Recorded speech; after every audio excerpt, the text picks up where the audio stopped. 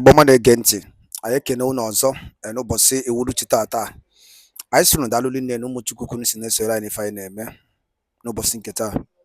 Anyị sịkwa nke onye chikwara ya zelu. Anyị sị na adịrị anyị na mma, ọ ya dịrị anyị Igbo na mma. Anyị ga-adị ka echi na-echi ada agwụ agwụ. Otu anyị kwuru otu a ka ọ ya dịrị. Ise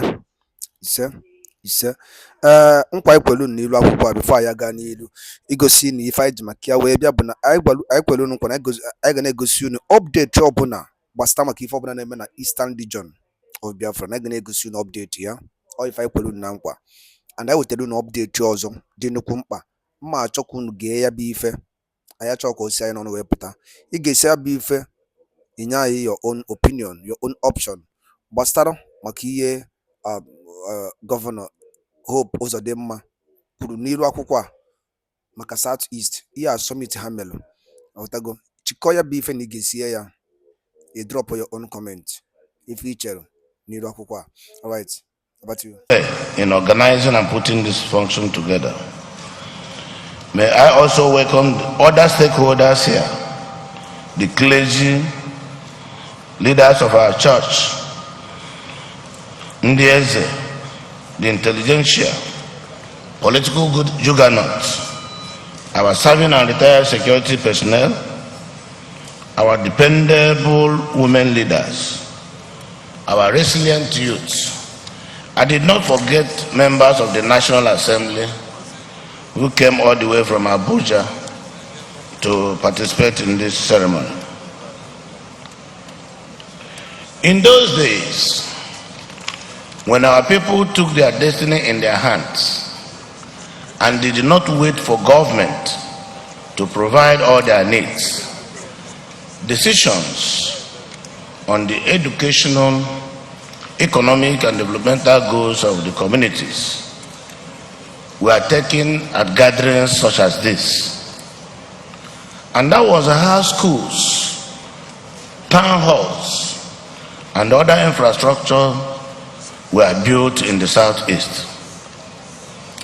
And that was how intelligent but indigent students were sent abroad on scholarships. And that was how cooperative societies were set up to aid the commercial needs of our members. For me, this summit heralds a glorious new dawn. I pray that it shall stimulate and grow the creative energy we need to forge a lasting synergy among Ndigbo. I know our town unions are doing their best to keep Igbo kindred's spirit alive. But we all know that the thread is weakened. As for the government, we all have nostalgic feelings about the First Republic, the era of late Michael Opara, the astronomical growth of the economy of the Eastern Nigeria, when palm produce was the mainstay of the economy, when agriculture combined with industrialization to catapult the East to the enviable status of the fastest growing economy in the entire country. It appears that our noble men of history understood the timeless Igbo philosophy that says, Uzodinma and Ndigbo. They also knew that cohesion and vision were essential drivers of progress and development. We may need to pause for a while to identify what has really gone wrong with Ndigbo, or where we got it wrong. How come we could achieve so much in the pre-independence and the immediate post-independence era, but today we are gasping for breath to find our feet in the project Nigeria? How did the mighty Igbo nation fall almost fatally from her Olympian height to the basement. Is it the same Igbo race that formed the ingenious Igbo State Union even before independence, which became a rallying point for the development of our Igbo and their respected voice in Nigeria? Is it the race we are talking about? Is it the Igbo race that produced an array of trailblazers who recorded many firsts in different fields of human endeavor in the past, and they still do? Is it the race we are talking about? Is it the same Igbo race that the great Zik of Africa once predicted that it was destined to lead and liberate Africa, that cannot even assert its strength anymore in today's Nigeria? There are more questions, but suffice it to admit that all point to the same conclusion: we are currently not doing very well. It is important, while we are still in the memory of jotting process, to remind ourselves of the fact that Ndigbo have recorded so many firsts in Nigeria, particularly in intellectual, in scientific and technological fields, before and after independence. The list of such great Igbos with prodigious feats in many fields is long enough to keep us here the whole day, if I were to name them one by one. The good news is that till today, Igbos have continued to be trailblazing in various fields of endeavor, such as technology and invention, where Igbos are now topping the charts. For example, Professor Batin Naji was the first African to become director of the United States National Science Foundation and the first to be honored by the World Bank. While Professor Ume Ifeanyi Chinedu is credited with 5 patents for his inventions. Above all, Igbos are listed and recognized in many publications among the highest achievers and technologically advanced people in the world. Every now and then, Nigerian girls and boys are recognized for incredible academic feats in various subjects all over the world. A Nigerian girl of Igbo extraction was recently named the best graduating medical student at a Russian university. A few days later, a Nigerian boy was named the best graduating student at a university in the United States of America. Recently, an Igbo girl was the best graduating student in a Chinese university. Evidently, therefore, one can say that Igbo intellectual and technological ingenuity is still alive and kicking.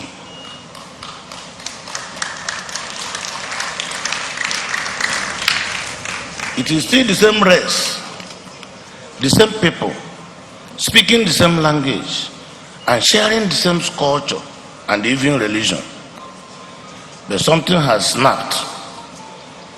The Igbos still manifest their entrepreneurial, intellectual, and technological wizardry, now mostly in far-away lands, with only a handful doing so in the homeland. The prevailing situation in Igbo land today is best captured by the words of W.B. Yeats, which were made popular by our own Shuna Ishebe. Things fall apart. The center cannot hold. That truly appears to be the problem. The center in Igbo homeland can no longer hold. That is the reality of the moment. The ironclad unity that made us thick enough to lead Nigeria in commerce, lead Nigeria in civil service and the bureaucracy, and even in the organized private sector, has taken flight. That is the cancerous worm that has eaten deep into the fabric and soul of Ndigbo. We are no longer united. We no longer speak with one voice. We have allowed ourselves to be fragmented. We have willfully allowed ourselves to be divided. And as the scripture says, a house that is divided against itself cannot stand. Some of our brothers and sisters even refuse to be referred to as Igbos. That is how sorry and how sad our story is. That is why the Igbos have become almost distant from the mainstream Nigerian polity. So what do we do? Do we fold our hands and allow ourselves drift further into the bottomless abyss of insignificance? Or do we accept the challenge and jolt ourselves out of the slumber of self-defeat? To do this, we need to start telling ourselves some bitter home truths. Unfortunately, or fortunately, the challenge of insecurity is bringing us together to partner and cooperate again. Onye ndị iro gbara gburugburu na-eche ndụ ya nche mgbe niile. We are now surrounded by dangerous criminals who want to decimate us and take over Igbo land. We are witnessing the worst form of insecurity, where human blood, held sacred by Igbos, is being shed recklessly, where human beings are beheaded and vilified, and where non-state actors now decree the days Ndigbo must go out to seek for their daily bread. And Igbo adage has it that the toad does not run in the afternoon without a cause. Our gathering today has been partly inspired by the fact that we are facing the collective threat of insecurity in the southeast. The ease with which these criminals can move from one eastern state to another state reinforces the need for us to pull our resources together and to cooperate if we will be able to overcome the danger we face today. I really wish we did this meeting long before now.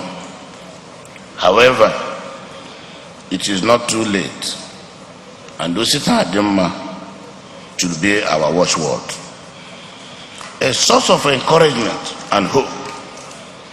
As I earlier noted, we can only begin our search for the solutions to our challenges by telling ourselves the bitter truth. Already, we have identified the lack of unity as the major bane of our generation.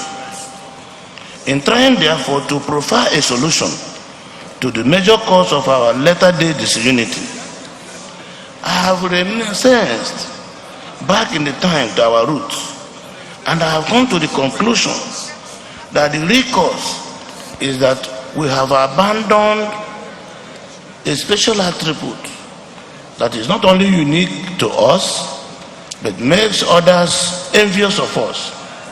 I think that the crux of the matter is that we have allowed what we consider our unique identity attribute to rot. What is the Igbo unique identity attribute? Or otherwise, if you may wish, called DNA, if you prefer. It is our Republican spirit. I dare add that it is on the altar of our unique Republican spirit, fired by our kindred spirit, that our entrepreneurial energy and creativity are nurtured and unbundled. That is also the spirit that drove our unity in the past. How do I mean? As I alluded to earlier, One of the things that stood Ndigbo out in the First Republic and pre-independence era was the well-organized Igbo State Union. That union, which was driven by our Republican spirit, successfully brought every Igbo man under one umbrella. A few details here will suffice. The Igbo State Union was founded in 1948, 12 years before independence. It was an umbrella union that brought all Igbos together. It was private sector driven up till 1966, when it was proscribed along other political parties. The Igbo State Union had branches in every major town in Nigeria. It was a strong voice in the national political space. It believed strongly in a united Nigeria. It was a catalyst for private sector driven development projects such as schools, hospitals. The school known today as National High School Aba was built by Igbo State Union. It also built one of such schools in Kano and a number of other cities across the country. That is the spirit of unity. That is the origin of Nigerian project. That is the belief of an average Igbo man. What has gone wrong? The Igbo State Union was self-funded. It did not depend on public funds.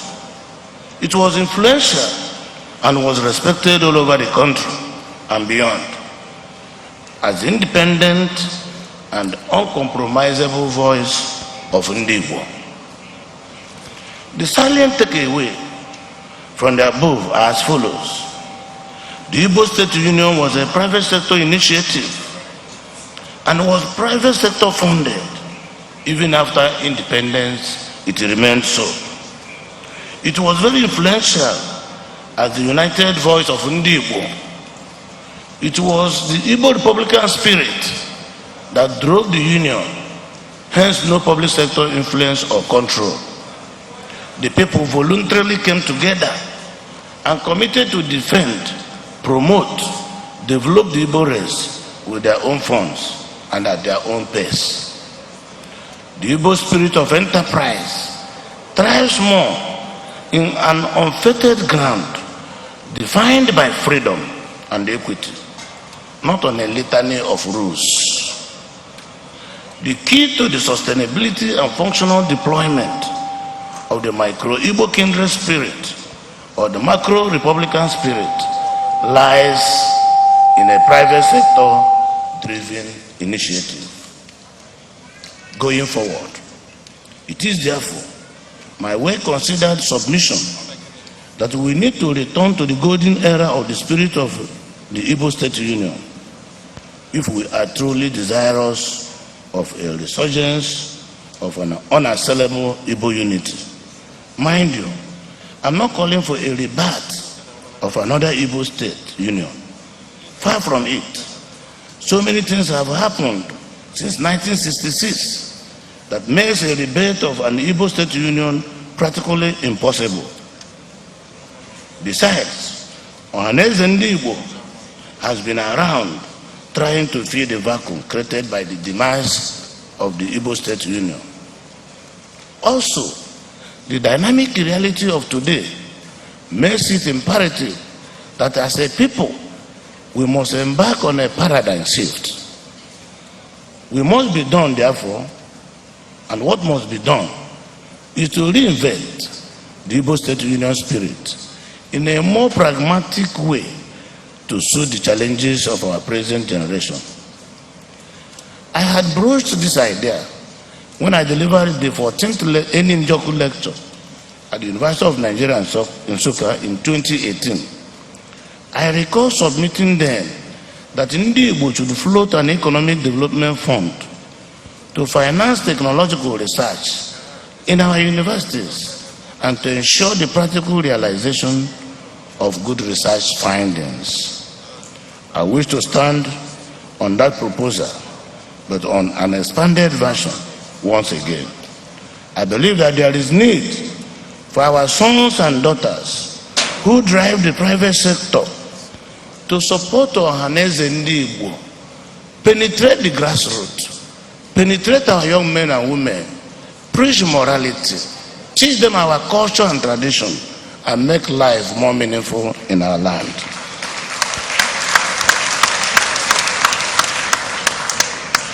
Ohaneze should be encouraged to have branches in all the states of Nigeria, including Abuja, in all the local governments in Nigeria where Igbo people live. All existing town unions should encourage and be encouraged to dissolve into Ohaneze Ndigbo so that we can be united, and under that umbrella we can speak with one voice.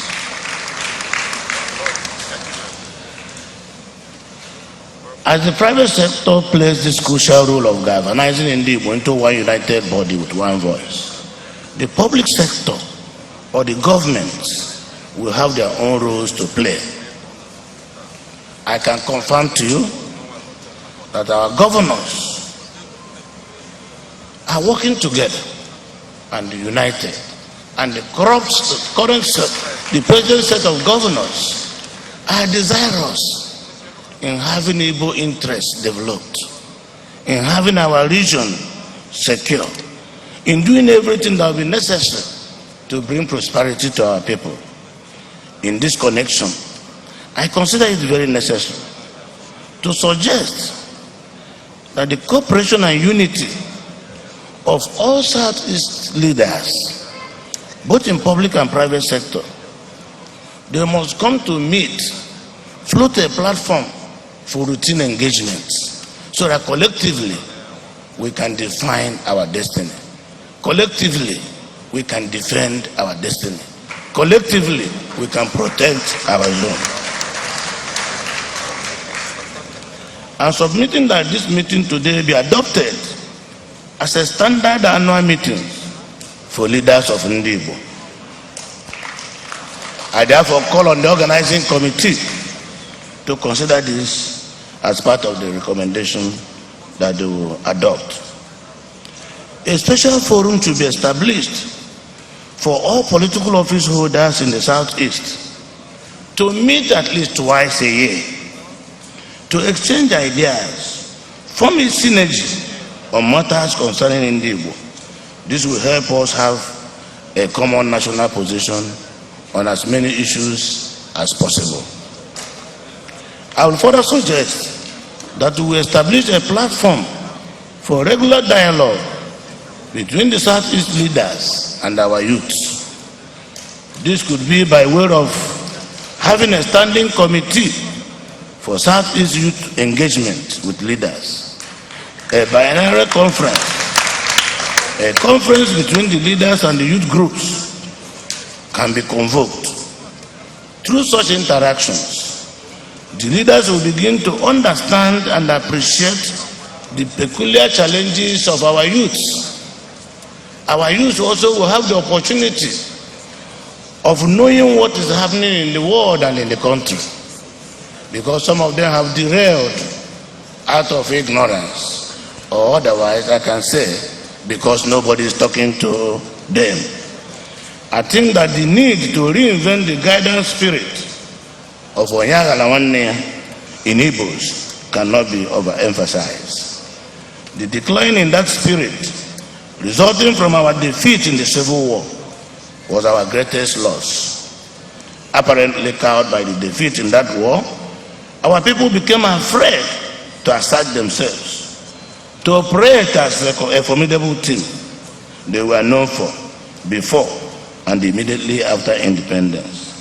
This lacuna in the Igbo psyche is what I hope that can be filled through the proposals I have just outlined. Returning to the role of the private sector or public sector in ensuring a renaissance of Igbo unity and development, I believe the place to start is by addressing the nagging insecurity challenges in our land.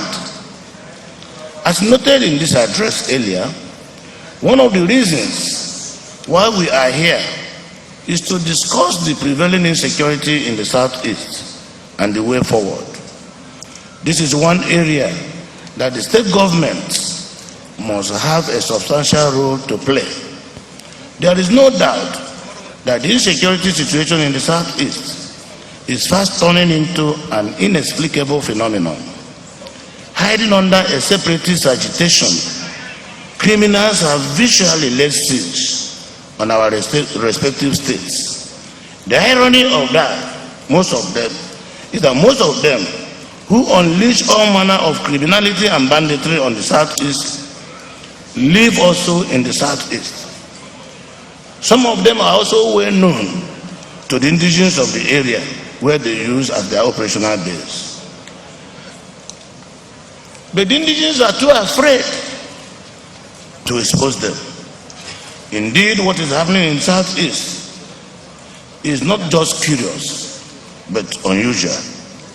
The type of criminality, including barbarism, which hitherto were unthinkable in our Ndigbo, has now become a commonplace. We are witnessing a very uncommon times indeed. But as an Igbo proverb will have it, Anobo ajoso, abagraya ajegbe.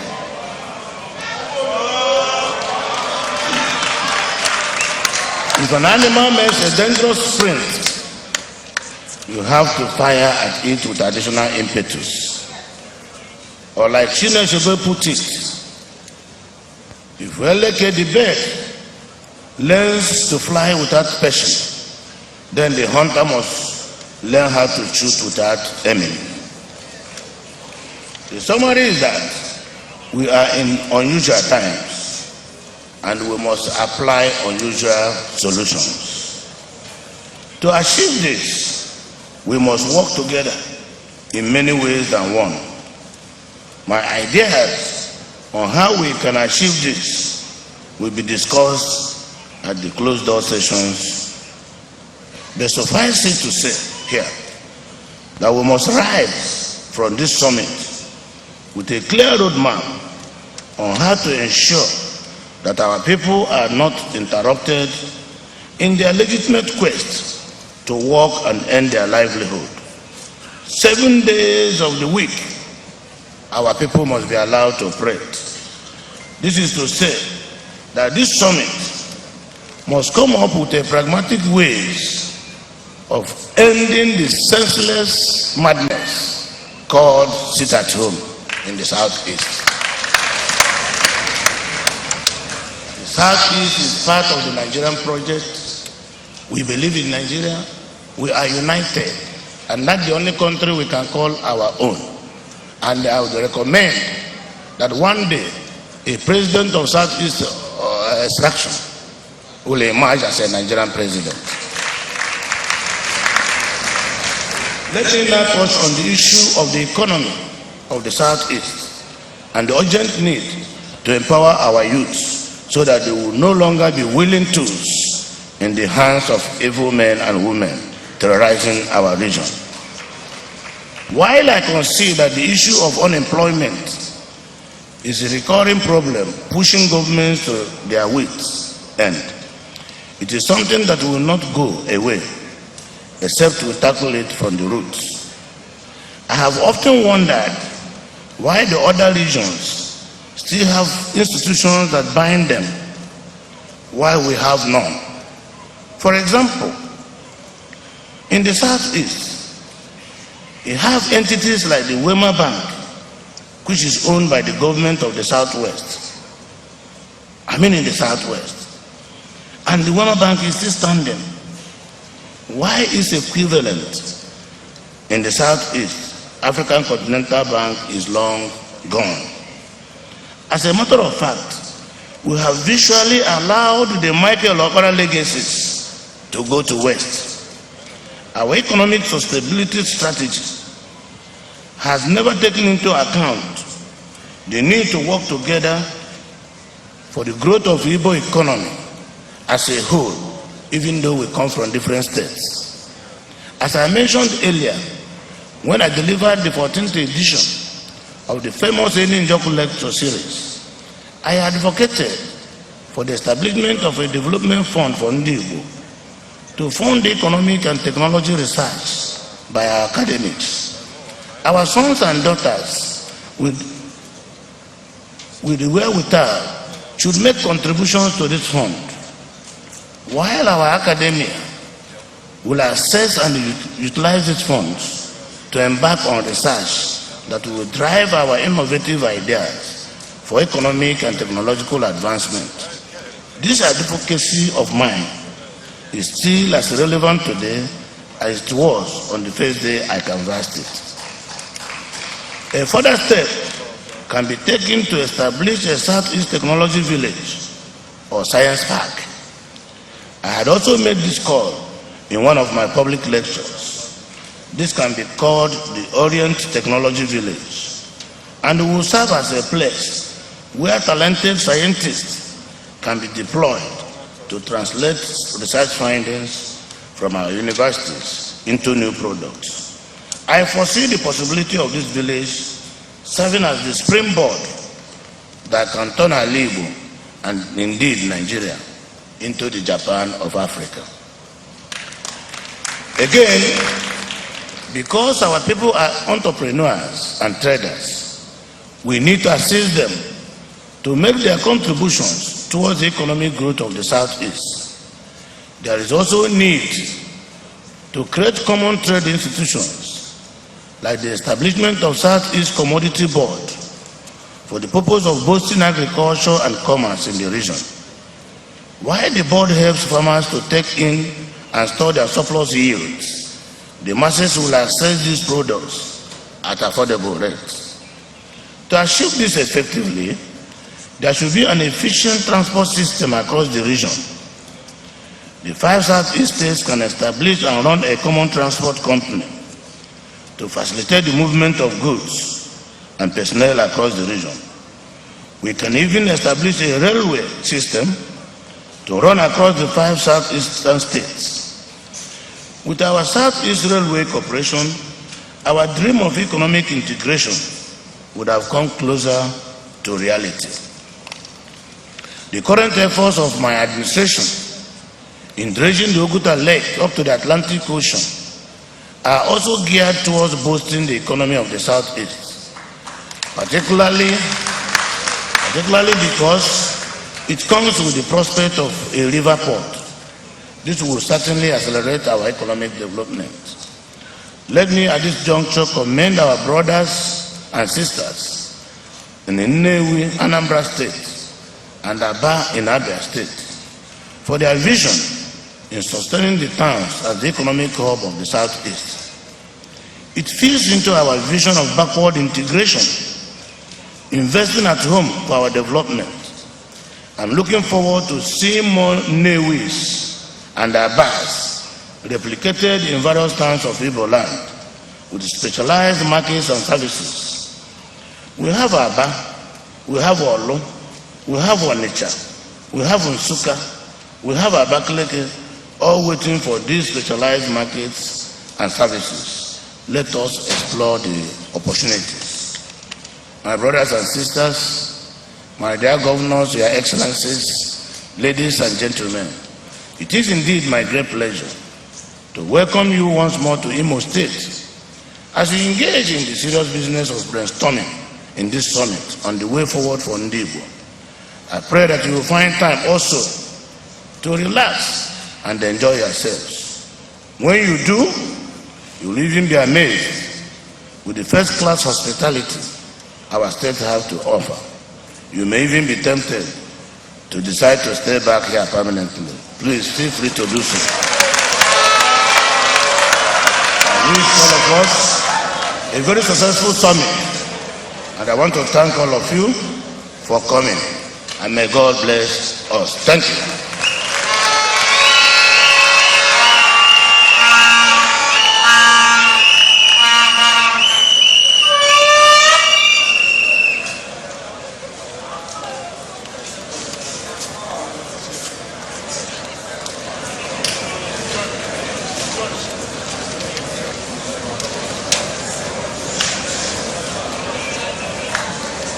The whole of Imo State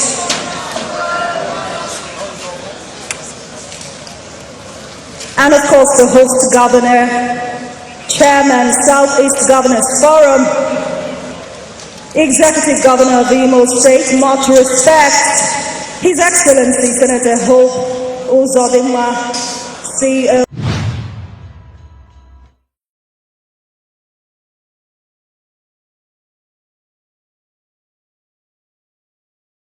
Egbe ọma na-ege ntị, daalụ nne nụ. Anyị ma na ya bụ ife toro ogologo, mana anyị ma na unu gere ya bụ ife. Nke ịbụọ bụ ka ife unu nwere ike ikwu gbasịta maka ife Hope Uzodinma kwuru n'elu akwụkwọ a, ka ife unu nwere ike ikwu gbasịta maka ya bụ ife. Alright, echefuna na ihe a bụkwa Eastern News 24 ka anyị si wee na-ewetara unu nnukwu ozi a dị oke mkpa. Ụmụ Biafra, ụmụ Igbo, unu afụgo ka o si wee gbata wee kwụrụ. Asịrị nụrụ si ma ege nsị kọrọ nwanne ya. Ọ sị Biafra agitation, ndị Igbo lays, ewetago, and so many things na project ha wee na Nigeria. So ihe ọ kụrụ ebe orike ọ bụ ife mma jee ịkọ, mana ihe njina drop ife a bụ na ekwere unu nkwa na ege na-ewetara unu update ọbụla gbasata maka ife na-eme n'ala Igbo and the eastern part of Biafra, ewetago. So ka ife nwere ike ikwu maka ya bụ ife okwu n'iru akwụkwọ, drop ọrụ na ya na comment below. Daalụ ụmụnne m, ka emesịa.